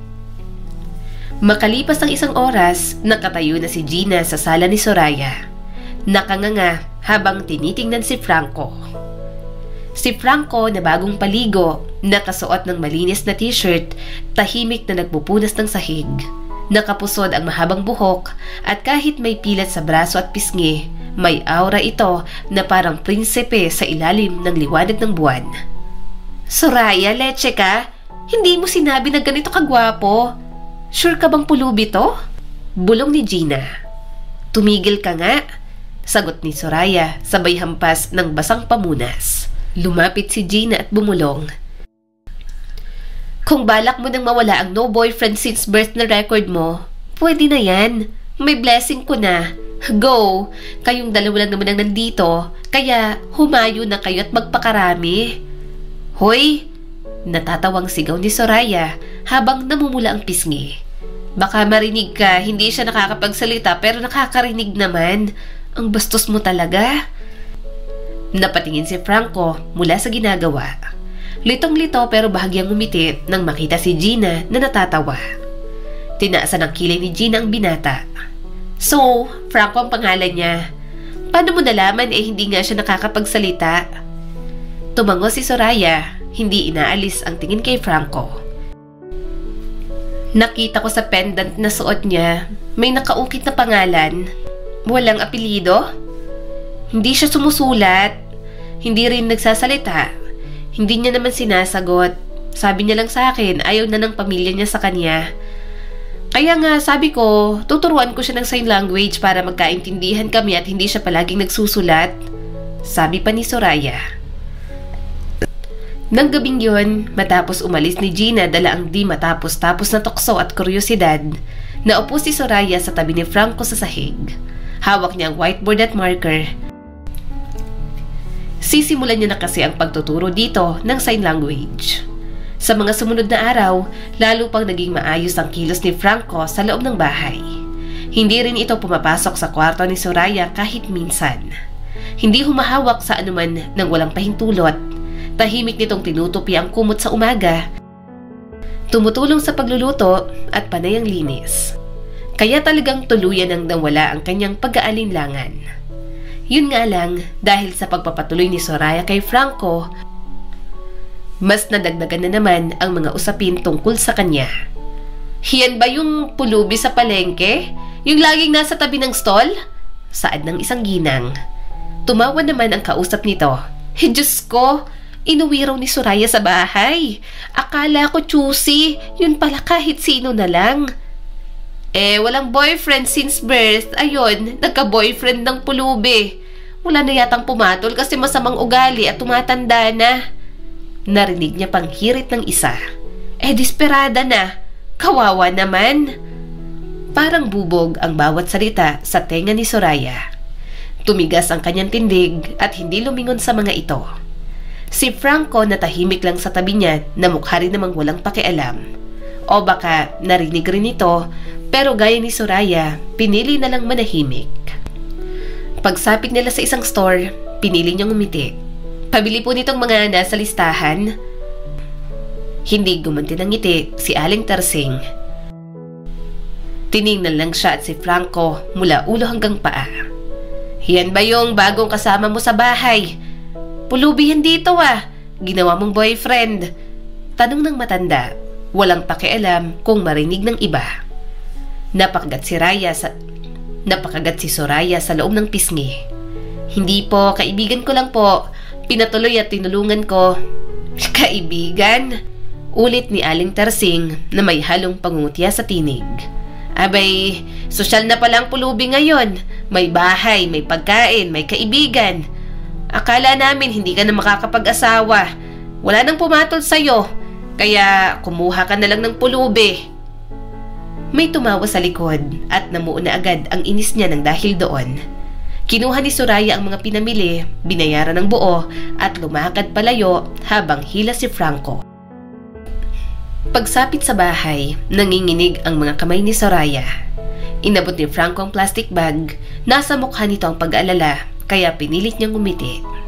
Hindi doon nagtapos ang chismis, lumaganap yon na parang apoy, mas malakas at mas mapangahas. Isang umaga, habang dinidiligan ang mga halaman, narinig niyang may sumigaw mula sa kabilang kalsada. Yung walang boyfriend, napunta sa pulubi! Sinundan niya ng tawanan, napakuyom ng kamao si Soraya. Kaya naman, pinasirita niya ang mga ito ng tubig mula sa hose. Agad namang nagsitakbuhan. Sa loob ng bahay, tahimik na nagtutupi ng labahan si Franco. Napatingin ito nang pumasok siya. Ayos ka lang ba? Tanong ni Franco gamit ang senyas na pinag-aralan nila. Mabilis siyang tumango. Oo, ayos lang. May mga sumira lang talaga ng araw ko. Pero kinahapunan, dumating ang pinakamasakit. Dumating ang kanyang mga kapatid. Niyakap siya, nagkumustahan at nagtawanan. Pero agad na lumihis ang mga mata ni Abby sa may pasilyo. Nakita nito si Franco na may dalang timba ng tubig pang map. "Sino yun, ate? Boyfriend mo?" Bulong ni Abby. Hindi agad sumagot si Soraya at tumingin kay Franco. "Pinatira ko lang dito. Dati siyang pulubi na tinulungan at niligtas ang buhay ko. Kawawa naman, walang ibang mapuntahan." Nagtinginan ang mga kapatid ni Soraya. "Ate, baka naman may masamang balak yan. Hindi mo naman siya lubusang kilala." Bulong ni Luis. "Hindi ka dapat nagtitiwala agad. Lalo pa't mag-isa ka lang naman dito sa bahay at nag-aalala lang naman kami." "Nag-aalala?" Ulit ni Soraya. "Okay lang. Okay naman siya. Mabait naman si Franco. May respeto din. Mapakain lang siya at hayaang tumira rito, yun lang naman ang gusto niya. Naglilinis at naguhugas ng mga plato yan dito. Kapag namimili ako, siya ang tagabuhat. Huwag niyo muna siyang husgahan. Mabait naman si Franco. Mas kampante ako sa kanya kaysa sa mga tao rito na paborito akong utangan at pag-usapan. Alam ko ang sinasabi ng mga tao. Naririnig ko rin. Hindi ako bingi at lalong hindi ako bulag." "Ate," usal ni Abby. "Hindi, pakinggan niyo muna ako." Mariin sabi niya sa mga ito. "Akala nila pinulot ko lang kung sinong lalaki sa kalsada dahil sabik ako sa pagmamahal. Tumatawa sila, nagbubulungan, humuhusga. Pero alam niyo ba kung anong hindi nila nakikita?" Lumingon siya kay Franco na nakatayo sa gilid ng kusina at parang guard na binabantayan ang kanyang niluluto. Mabuti ang kalooban niya. Noong pulubi siya, kahit isang beses ay wala akong narinig na reklamo ng mga tao tungkol sa kanya. Kaya bakit ngayong kinupkop at tinulungan ko siya, biglang dumami ang humuhusga? Nakikita niya ang pagdududa at panghuhusga sa mga mata ng kanyang kapatid. At naiinis si Soraya na hindi nagtitiwala ang mga ito sa kanyang desisyon. Nanginig ang tinig ni Soraya. "Buong buhay ko, ako yung nagbibigay. Ako yung maaasahan. Ako yung laging para sa iba. At ngayong minsan lang akong pumili para sa sarili ko. May karapatan na silang pagtawanan ako?" Naging tahimik ang mga kapatid niya. Alam naman ng mga ito na walang magagawa sa kanyang mga desisyon. Talagang napupuno lang siya. Ang pangit lang kasi sa kanyang pakiramdam na may naririnig na nga siya mula sa ibang tao, may maririnig pa siya mula sa kanyang mga kapatid na tuluyan na naman siyang iniwan. Si Franco na tila naramdaman ang bigat ng pag-uusap, tahimik na nakatayo sa kusina. Lumipas ang mga buwan na taon na natili na talaga sa bahay niya si Franco. Naging malapit sila sa isa't isa na parang magkaibigan. Nagkakaroon na rin ng tampuhan sa mga simpleng bagay. "Bakit mo pinautang ng alak at yosi si Ben? Adik yon." Pinamiwangan niya si Franco. Para namang pusang napagalitan si Franco at hinawakan ng kanyang kamay. Agad niya namang iniiwas yon. "Huwag mo nga akong mahawak-hawakan ng ganyan. Akala mo ba madadala mo ako sa mga ganyan mo?" Sumenyas na si Franco sa kanya. "Ang galing niya magsalita. Sabi niya sobrang bait mo raw at talagang nagpapautang ka kahit alak at yosi. Kaya pinautang ko na. Nilista ko na lang." Naningkit ang mga mata ni Soraya. "Ang Ben na yun talaga? Next time, wag mo nang pauutangin yon. Hindi nagsusustento sa pamilya pero grabe ang gasto sa alak at yosi." Tumangon naman agad si Franco at sumenya sa kanya. "Sorry na, bati na tayo. Huwag na tayo mag-away. Ayokong galit ka sa akin. Nalulungkot ako." Huminga siya ng malalim. "Oo, hindi na ako galit sa'yo. Hindi rin naman kita pwedeng sisihin. Hindi mo naman alam at kilalang mga tao rito. Ang totoo kasi, maraming naiinis sa akin na tinatawag akong mayabang. Sila din naman kasi ang may kasalanan. Mapagsamantala sila. Hindi rin marunong magbayad ng utang. Saka ang kahinaan ko lang naman, yung mga batang nagugutom tapos sa akin umuutang ng pagkain. Kasi kaming magkakapatid na pagdaanan na yon, kaya mabilis akong maawa." Napangiti naman ang binata habang namamanghang nakatingin sa kanya.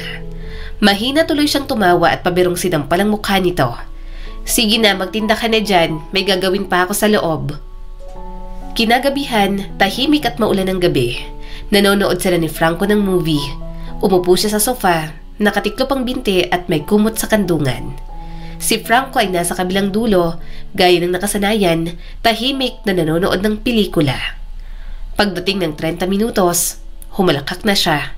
Nakakatawa kasi ang pinapanood nilang dalawa. Grabe! Nakakaloko naman kasi ang bida. Napatingin siya kay Franco. Nabitin ang kanyang tawa nang makitang hindi na nanonood si Franco ng pelikula. Pinapanood na nito si Soraya.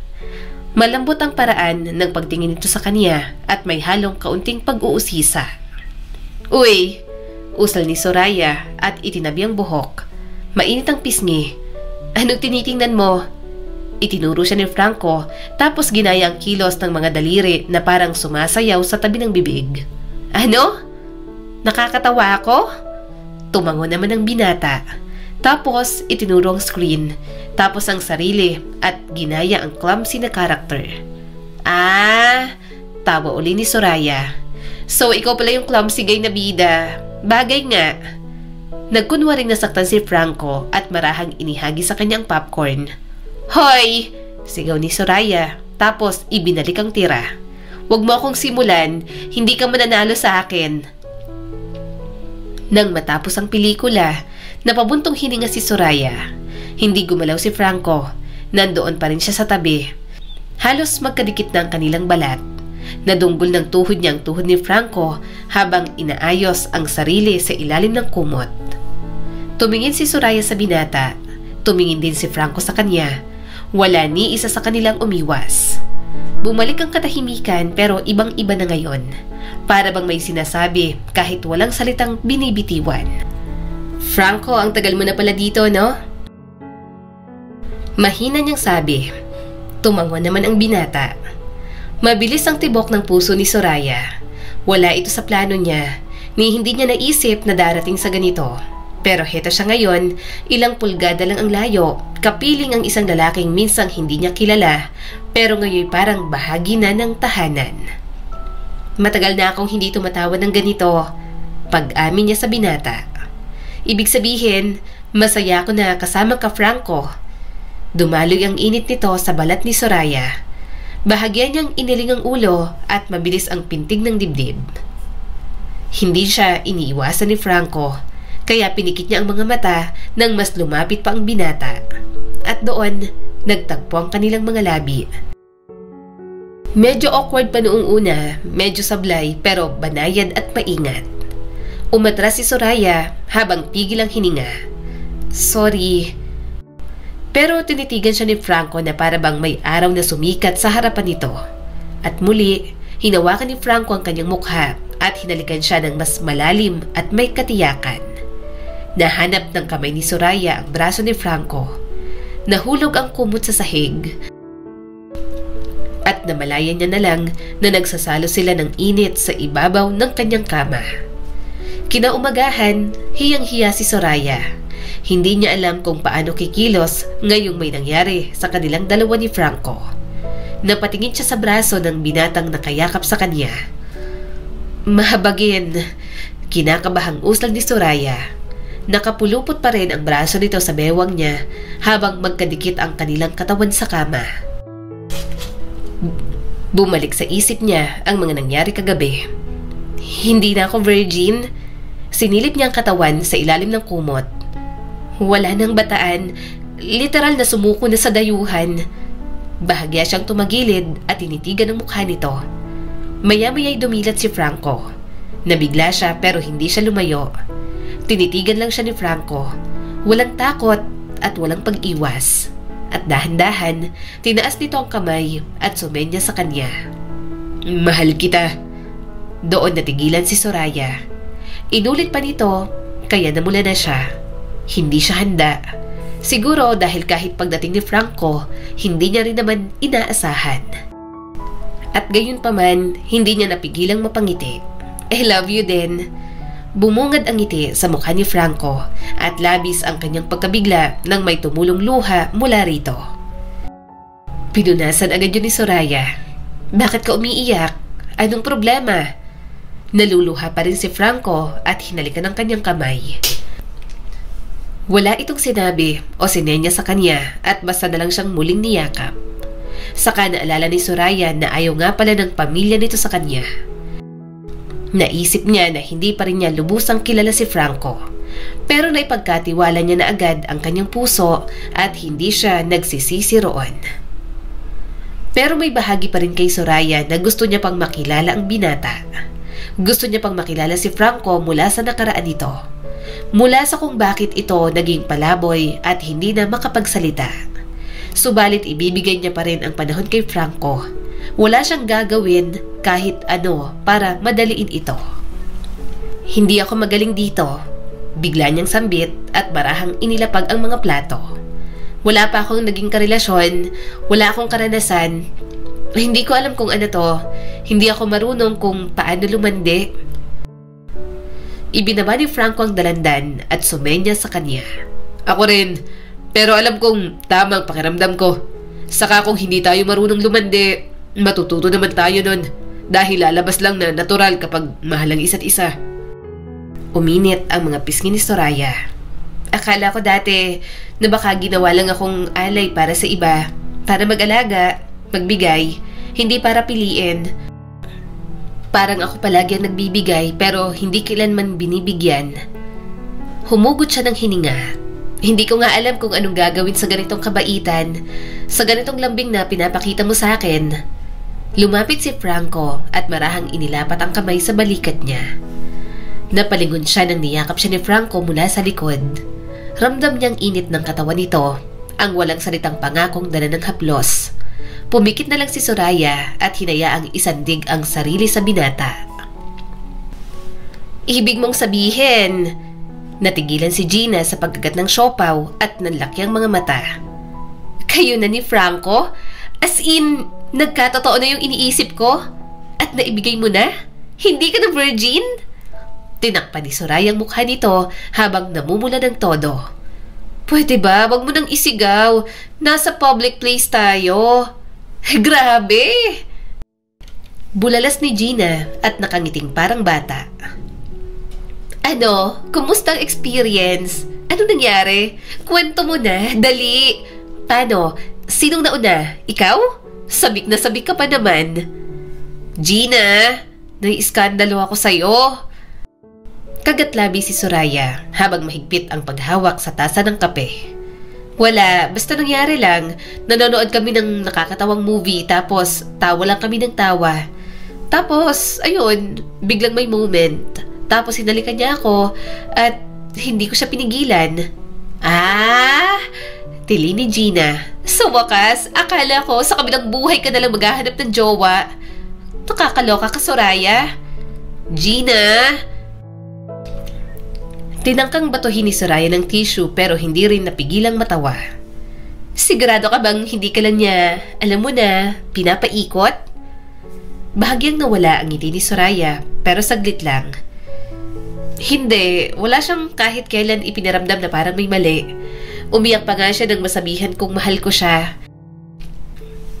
Kaya alam kong puro ang pagmamahal niya. Hindi siya namimilit. Hinahawakan niya pa rin ako palagi na parang may halaga ako. Lumambot ang ngiti ni Gina. Di masaya ako para sa'yo, Bes. Dapat lang na sumaya ka pagkatapos ng lahat ng paghihirap mo. Karapat-dapat ka sa taong titingnan ka gaya ng pagtingin mo sa mga taong mahal mo. Kinahapunan, nagdesisyon silang magpunta sa mall. Gusto niyang ipasyal si Franco at mamili na rin ng magugustuhan nila. Palagi na lang din kasing bahay at palengke. Wow, ang gwapo ng boyfriend ko. Nakangiting sabi ni Soraya. Malinis ang suot nito, nakasuklay at nakaipit ang mahaba nitong buhok. Napailing siya sa itsura ng kanyang boyfriend. Hindi niya alam kung alin ang mas bagay dito. Mas mahabang buhok ba o clean cut na lang? Nagpakawala ng isang ngiti si Franco at sumenya sa kanya. Ang ganda mo rin. Napangiti si Soraya. Puno ng tahimik na tuwa ang dibdib niya. Siguro nga, yun na yun. Simula ng bagong buhay, isang buhay na hindi na siya mag-iisa, na hindi lang puro pagbibigay. Matapos sila sa groceries, huminto sila sa isang bookstore. Silip lang ako saglit, sabi niya at tumalikod ng bahagya. Hintay ka lang dito mabilis lang ako. Tumango si Franco, pumasok naman siya at naging abala sa paghahanap ng libro na gusto niyang bilhin. Pero pagbalik niya, Natigilan siya nang makitang wala roon ang kanyang nobyo. Franco? Sa una, inakala niyang sumunod ito sa kanya sa loob. Pumasok siya sa bookstore, hinanap sa bawat estante si Franco. Pero hindi niya ito nakita. Franco, nasaan ka? Tanong ni Soraya at nag-aalala na tiningnan ang kanyang cellphone. Bakit ba hindi ko siya binigyan ng cellphone? Nasaan na siya? Lumabas siya at hinanap sa buong mall pero wala pa rin. Nasa labas ng bookstore ang mga pinamili nila pero wala ang binata. Hinanap niya sa banyo pero wala rin talaga. Franco! Nanginginig ang mga kamay niya habang dalang kanilang mga pinamili. Nanatili siya sa harap ng bookstore. Nandoon lang siya, umaasa na baka bumalik si Franco. Pero lumipas ang 1, 2 oras hanggang sa malapit ng magsara ang mall, hindi na talaga bumalik ang kanyang boyfriend. Kaya naman, nanghihinang umuwi si Soraya. Walang tumutulong luha mula sa kanya. Pero nang makauwi at mas napagtanto niyang wala roon si Franco, doon na tuluyang tumulo ang kanyang mga luha. Nasaan na siya? Humihikbi niyang tanong sa kanyang sarili. Bakit nagbibigla siya? Wala naman kaming pinag-awayan ni Franco. Bakit bigla siyang nawala? Nagmamadali siyang muling lumabas sa bahay. Hinanap ni Soraya si Franco sa mga dating lugar na alam niyang pinupuntahan nito noong pulubi pa lang. Franco! Malakas niyang tawag dito. Nasaan ka? Nasaan ka na? Uwi na tayo. Nang hindi niya makita, mas lalo siyang napaiyak. Wala siyang ideya sa nangyari. Basta na lang nawala ang binata nang walang paalam at basta-basta. Gina! Umiiyak na sabi ni Soraya. Gina, si Franco. Bakit? Anong nangyari? Tanong ni Gina at bakas ang pag-aalala sa boses. Anong nangyari kay Franco? Hindi ba't nasa mall kayo kanina? Nasa mall nga, sagot ni Soraya habang sumisinghot pa. Kaso biglang nawala si Franco. Hindi ko alam kung saan siya nagpunta. Hindi ko siya mahanap. Wala akong paraan para makontak siya. Wala akong alam. Hindi ko alam kung iniwan niya ba ako ron o ano. Gina, ang sakit-sakit. Hindi ako mapakali. Paano kung iniwan niya na ako? Mahal na mahal ko siya, Gina. Ayokong masaktan ng ganito. Hindi ako handa. Nasaan ka, Soraya? Pupuntahan kita. Nagmamadaling sabi ni Gina. Pinunasan ni Soraya ang mga luha. Gina, kung iniwan ako ni Franco, hindi ko maintindihan kung bakit gagawin niya yon. Wala kaming naging problema kanina. Kahit nitong mga nakaraang araw. Kung may pagtatalo man, simple lang yun at naayos agad. Kaya hindi ko maintindihan kung bakit bigla siyang nawala. Soraya, hindi ko rin alam. Tugon ni Gina. Normal naman siya, di ba? Hindi lang nakakapagsalita pero nakita mo naman na okay siya. May isip siya para magdesisyon. Kaya baka iniwan ka niya. Wait lang, pupuntahan kita dyan. Pag-uusapan natin yan, ha? Nang matapos ang tawag, muling tumulo ang mga luha ni Soraya. Hindi niya alam kung anong dapat isipin, pero isa lang ang kanyang alam. Masakit maiwan ng taong natutunan niyang mahalin ng sobra. Lumipas ang mga araw, linggo at mga buwan, hindi na muling bumalik si Franco. Wala na siyang balita rito. Noong mga unang linggo, umaasa pa rin si Soraya na bumalik ito. Pero habang tumatagal, unti-unti nang nawawala ang pag-asang iyon. Kaya naman, napagpasya niya ng kalimutan. Pero paano niya gagawin yon kung may maiiwang alaala sa kanya si Franco? Soraya, nagsusuka ka na naman? Tanong sa kanya ni Gina nang bumisita ito sa kanya isang umaga. Napapadalas na yan na. Ano pa bang nararamdaman mo? Huminga ng malalim si Soraya pagkatapos magmumog. Nahihilo ako, tapos madalas ding antukin. May mga pagkain masiselan ako, lalo na sa cheese. Mataman siyang tiningnan ni Gina. Paano kung buntis ka? Natigilan si Soraya. Hindi pumasok sa kanyang isipan kahit isang beses na siya ay buntis. Pero nang hinawakan niyang kanyang tiyan, may posibilidad na baka nga buntis na siya. Hindi naman sila naging maingat ni Franco. Kaya lang, habang iniisip niya na siya'y buntis, hindi niya napigilang mapaluha. Masaya si Soraya na magkakaroon na siya ng anak na hindi siya magiging mag-isa sa buhay. Gayunpaman, nasasaktan, naiinis at nalulungkot pa rin siya dahil iniwan siya ni Franco nang walang paalam. Paano kapag lumabas ng anak ko, lumaki at nagtanong kung nasaan ang tatay niya? Anong isasagot ko? Hindi ko alam kung nasaan si Franco. Mahina niyang sabi. Hindi ko man lang mapaparanas sa anak ko ang buong pamilya. Lumapit sa kanya si Gina at hinawakan ng kanyang kamay. Hayaan mo ng lalaking yon, kalimutan mo na. Total, iniwan ka na naman. Ang gawin mo na lang pagtuunan ng pansin ng anak mo. Kaya mo yan. Alam kong kaya mong palakihin ang anak nyo ni Franco kahit ikaw lang mag-isa. Kahit na ganito ang ginawa sa'yo ni Franco, at least may naiwang anak sa'yo. Hindi ka na mag-iisa. May magiging purpose ka na ulit sa buhay mo. Marahang tumango si Soraya. Tama ang sinabi ni Gina sa kanya. Hindi niya na dapat pang balikan ang ginawa sa kanya ni Franco. May anak siyang kailangang intindihin at yon ang kanyang gagawin. Sa mga lumipas na buwan, walang ibang inisip at inalala si Soraya kundi ang kanyang pagbubuntis. Inalagaan niya ng maigi ang kanyang sarili, kumakain ng mga masusustansyang pagkain, nagpapahinga at palaging nagpapacheck up. Gusto niya kasing lumabas na healthy ang kanyang anak. Kaya lang, may mga sandali at pagkakataon na nagiging emosyonal siya. Siguro, dahil na rin sa kanyang pagbubuntis. Pero alam niyang dahil kay Franco yon, lalo na kapag naaalala niya ang pagmamahal at pag-aalaga nito. Gusto niya nalang isipin na naging masama sa kanya si Franco. Baka ginamit lang siya nito at may ninakaw sa bahay niya. Pero alam ni Soraya sa kanyang sarili na wala itong ninakaw. Wala itong ginawang masama, puro pagmamahal at kabutihan lang ang natanggap niya mula sa binata.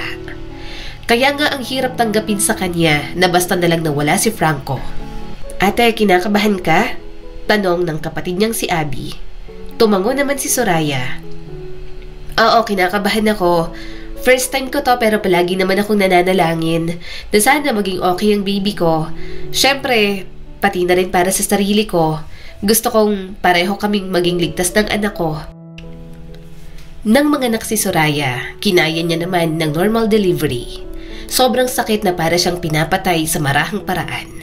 Pero kinaya ni Soraya, kinaya niya para sa kanyang anak na si Sunny. Ang cute naman itong inaanak ko, nakakapanggigil. Nakangiting sabi ni Gina habang kinakarga si Sunny. Gumuhit ang ngiti sa mga labi ni Soraya. Ingatan mo ang anak ko ha, ang likot mo pa naman. Saka huwag ka nga masyadong maingay, baka mabingi ang baby ko. Mahinang tumawa ang kanyang best friend.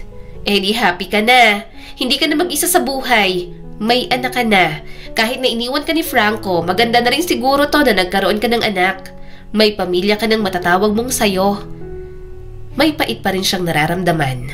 Pero totoo nga naman ang sinasabi ni Gina. Kung may magandang bunga man ang mga nangyari kay Soraya, si Sunny yon. Lumipas pang muli ang mga taon, ginugol niya ang kanyang buhay at pagmamahal para lang sa kanyang anak na si Sunny. Mama, school? Sabi ng kanyang anak. Mahina siyang tumawa. Anak, hindi pa pwede. 3 years old ka pa lang. Naiinggit ka na naman ba sa mga batang pumapasok diyan sa school? Humalakhak ang kanyang anak. Napapansin niyang matalino si Sunny. Palagi itong curious sa mga bagay sa paligid. Hindi ito nawawala ng tanong kahit 3 years old pa lang at pautal-utal, talagang sobrang ingay. Parang kay Sunny na lang umikot ang kanyang mundo.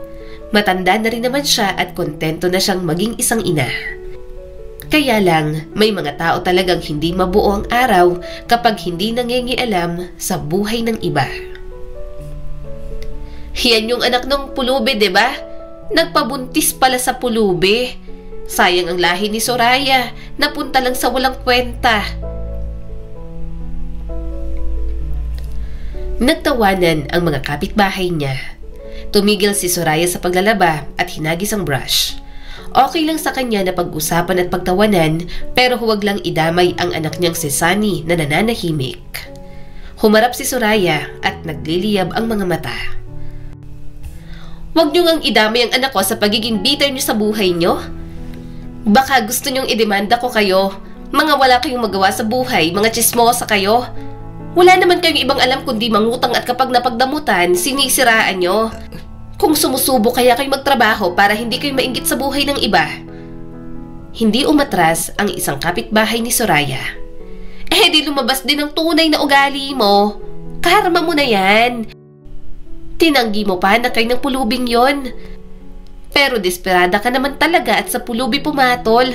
Nagpabuntis ka pa nga, hindi ba? Mama! Ustal ni Sunny na napatigil sa pagdalaro ng mga bula. Pakialam nyo ba? Walang hiya. Inis na siya na ipapabarangay niya na talaga ang mga ito. Ano bang problema doon? Kasalanan ba? Ha? Yung iba nga dyan, nagiging kabit. Ako wala akong tinapakang tao. Hindi ko lang kayo napautang. Mayabang na ako? Talaga? Ilang taon kong tiniis ang mga sinasabi niyo sa akin kahit hindi naman totoo. Pero kapag anak ko ng pinuntirya niyo, mga walang hiya kayo, kahit maubos pa ang pera ko, magharap tayo sa korte at bibigyan ko kayo ng problema. At least mauubos ang pera ko para sa payapang environment ng anak ko. At hindi mauubos dahil sa mga utangera na gaya ninyo. Nabasag ang tinig ni Soraya sa galit. Hindi niyo alam ang buong kwento. Tigilan niyo kami. Huwag niyo kaming pag-usapan ng ganyan ng anak ko dahil wala kayong karapatan. Niyakap siya ni Sunny sa mga hita. Nanginginig ang mga kamao ni Soraya. Hindi siya madalas makipag-away ng ganon, pero talagang punong-puno na siya. Pero natigilan silang lahat nang may umalingaw-ngaw na tunog ng makina sa dulo ng kalye. Lahat ay napalingon. Isang makintab na itim na SUV ang dahan-dahang pumasok sa kalye. Tila hindi bagay sa alikabok ng paligid. Kumintab ito sa sikat ng araw at huminto sa mismong harap ng gate ni Soraya. Nagbulungan ang mga kapitbahay. Kanino yan? Baka artista. Bakit naligaw ang ganyan dito? Bumukas ang pinto at isang lalaki ang bumaba.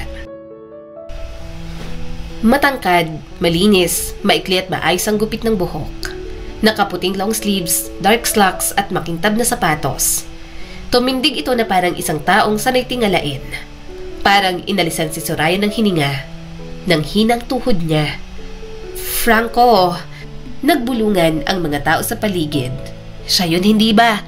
Yung dati mong tinatawag na pulubi. Bakit mukhang mayaman na yan? Hindi pinansin ni Franco ang mga ito. Tanging si Soraya lang ang tinititigan nito.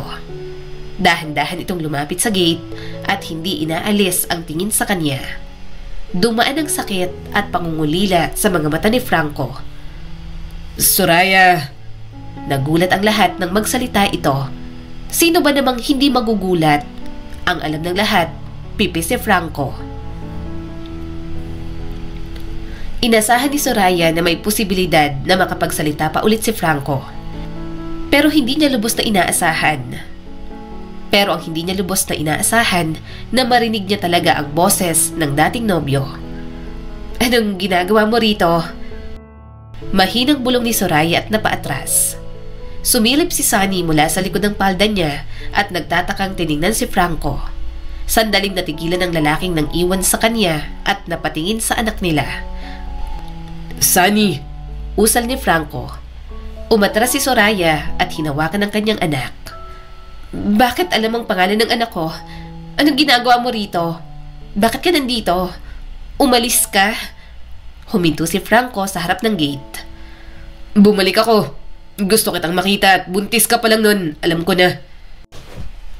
Kahit lumayo ako, marami pa rin nakakarating na balita sa akin. Miss na kita, Soraya. Gusto ko na kayong makasama ng anak natin. Napangangang mga tao. Iyan ang pulubi? Hindi nga. Gwapo, mayaman, parang artista. Bakit ang ayos na ng itsura niya ngayon? Humarap si Franco sa mga ito. Ano na namang ginagawa niyo sa mag-ina ko? Gusto niyo bang paabuti natin to sa korte? Matagal ko nang alam na wala kayong ibang ginawa kundi pag-usapan at siraan si Soraya. At ano na ngayon? Idadamay niyo ang anak namin? Tumahimik ang mga ito. Walang nagsalita, walang gumalaw. Pero maya-maya umalis na rin naman ang mga ito na tinamaan ng hiya at takot. Nilunok ni Soraya ang kaba at masama itong tiningnan. Bakit ngayon? Bigla kang nawala tapos ngayon bigla kang susulpot? Pagkalipas ng ilang taon? Umalis ka rito. Hindi ka namin kailangan ng anak ko. Tumingin si Franco sa kanya. Please, hayaan mo muna ako magpaliwanag dahil wala akong magawa noon. Pero araw-araw kitang iniisip. Bumalik ako para sa inyo. Hindi alam ni Soraya kung iiyak o sisigaw. Sa halip, tumalikod siya, binuhat si Sunny at pumasok sa bahay na walang salitang iniwan. Kaso, mabilis na nabuksan ni Franco ang gate. Hindi nagdalawang isip ang dati niyang boyfriend na sumunod. Sa loob, huminto si Soraya sa may mesa habang buhat pa rin si Sunny. Pumasok si Franco, mabagal ang hakbang, parang pumapasok sa sagradong lugar. Dahan-dahan niyang ibinaba si Sunny. Pumunta ka muna sa kwarto, anak. Sumunod ang bata, bagamat patuloy ang tingin kay Franco. Umalis ka na, sabi ni Soraya, malamig ang tinig at galit ang tingin. Trespassing ka. Naglaho ka. Ginamit mo lang ako. Hindi, sagot ni Franco at namamaos ang boses. Kinuha ako. Humarap na siya kay Franco, bit-bit ang kirot ng mga taon. Anong ibig mong sabihin kinuha? Nahanap ako ng pamilya ko. Yung pamilyang iniwan ko.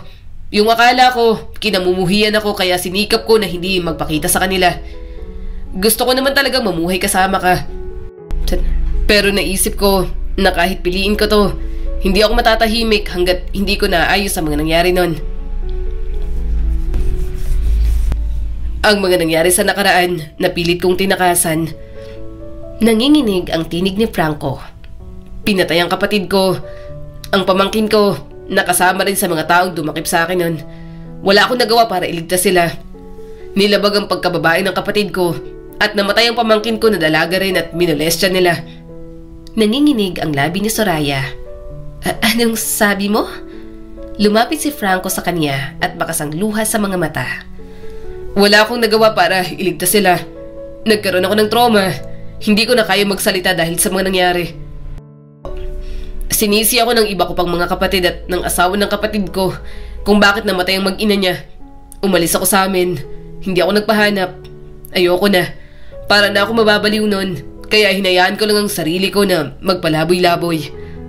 Sunod-sunod na tumulo ang mga luha ni Franco. Nang araw na iniwan kita, tumama ang mga alaala kong kinalimutan ng utak ko. Lahat ng trauma ko, bumalik at saktong nakita ko ng mga tauhan ng mga magulang ko. Nakilala nila ako at kinuha. Muling binalik sa mansyon. Hindi na rin napigilan ni Soraya ang pag-agos ng mga luha. Pagkatapos hindi ka naman bumalik agad. Hindi mo ako binalikan. Alam mo ba kung gaano ako nag-aalala sa'yo? Kung gaano kasakit ang pag-iwan mo sa akin? Ha? Gusto niyang itulak ito palabas. Gustong iparamdam ni Soraya ang sakit na pinaramdam nito sa kanya. Pero para bang nawalan siya ng lakas pagdating doon. Para bang kahit galit na galit siya, parang may umahon na bigat mula sa kanyang dibdib nang muling makita si Franco at nagsasalita na. Hindi ako bumalik dahil gusto kong maging maayos muna ang lahat mula sa nakaraan ko.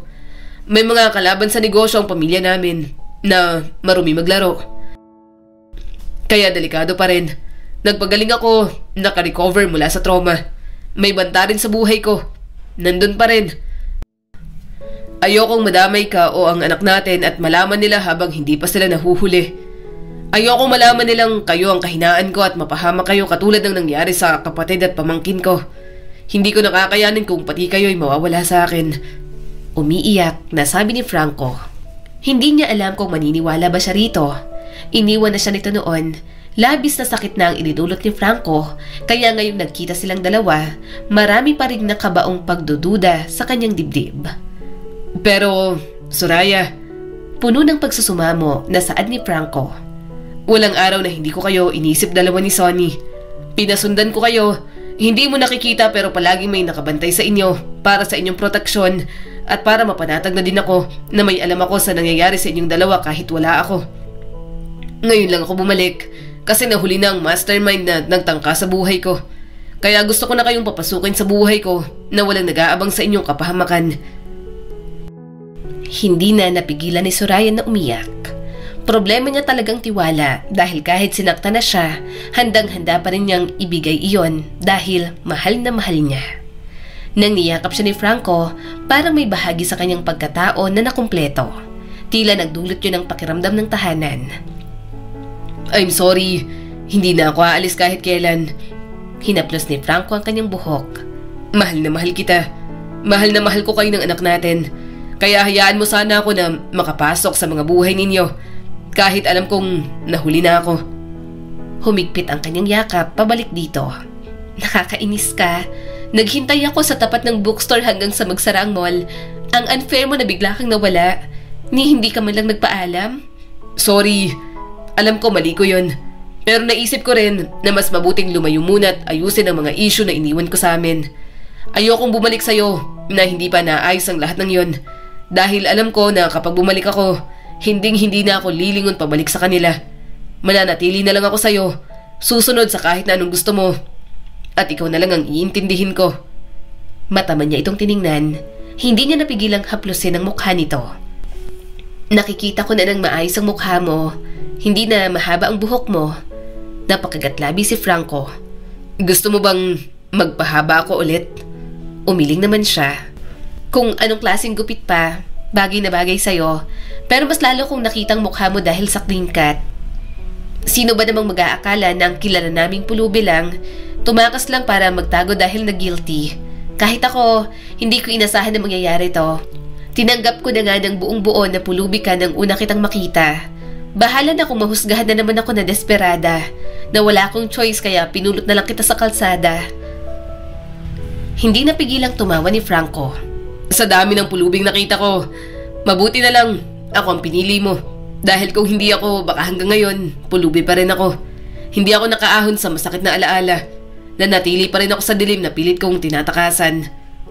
Pagkatapos maging malinaw ang kanilang mga damdamin sa isa't isa, pinakilala niya na ito sa anak na si Sunny. Medyo gulong-gulo pa ang kanyang anak, pero alam niyang masasanay din ito kay Franco. Ano to? Manghang tanong ni Soraya nang isuot ni Franco ang isang singsing sa kanya. Napangiti naman ito. Singsing para sa kaisa-isang babaeng gusto kong pakasalan. Muling namuo ang mga luha ni Soraya. Sure ka na ba sa akin? Baka mamaya magbago ang isip mo. Tumawa naman si Franco at marahan siyang hinalikan sa mga labi. Sure na. Ikaw lang ang gusto kong pakasalan. Wala nang iba. Muli pa sanang maglalapat ang kanilang mga labi, kaso tinakpan ni Sunny ang kanyang bibig. Ako kiss mama, hindi ikaw. Nagkatinginan sila pareho ni Franco at sabay na tumawa. Kung noon silang dalawa lang, ngayon mukhang may kaago na si Franco pagdating sa kanya. Hindi nagtagal, inayos na nga ang kasal nila ni Franco. Magarbo, malaki, maganda kahit na minadali. Nagmadali kasi si Franco na maikasal sila. Pagkatapos ng kasal, nagsama sila sa isang buong pamilya. Pareho silang naging magulang kay Sunny. Nagdesisyon silang pareho na huwag nang sundan pa si Sunny. Han, 40 ka na. As much as I want, na gusto ko ng isa pang baby. Ayoko naman na ilagay sa risk ang buhay mo. Kaya okay lang sa akin kahit si Sunny na lang ang nasa atin ha. Hindi mo kailangan mag-alala. Malumanay na sabi ni Franco. Bahagyang napangiti si Soraya at marahang tumango. Feel ko, kaya pa naman ang katawan ko. Pero ngayong nag-aalala ka Franco, hindi ko nagagawin. Gusto ko na mapanatag ka. Sumandal siya sa dibdib nito at pinagmasdan nila si Soraya na naliligo sa kiddie pool. Sa dami ng sakripisyo na pinagdaanan ni Soraya, hindi na lubos na inaasahan na ganoong buhay ang nakaabang sa kanya. Magulo, nakakatakot minsan at nakakaduda pa. Pero nawala ang lahat ng yon dahil kay Franco na nagbigay ng lubos na pagmamahal sa kanya. Ang kwentong ito ay isang makapangyarihang paalala na sa likod ng bawat matatag at mapagkalingang tao ay may tahimik na kasaysayan ng sakripisyo, sakit at mga laban na hindi nakita ng iba. Itinuturo nito na ang pagiging mabait ay hindi kahinaan at ang pagpili na ingatan ang pinaghirapan ay hindi pagiging madamot, kundi pagmamahal sa sarili. Muli, ako po si Skylar Guro at sana'y may bago kayong natutunan sa kwento natin ngayon. Maraming salamat po.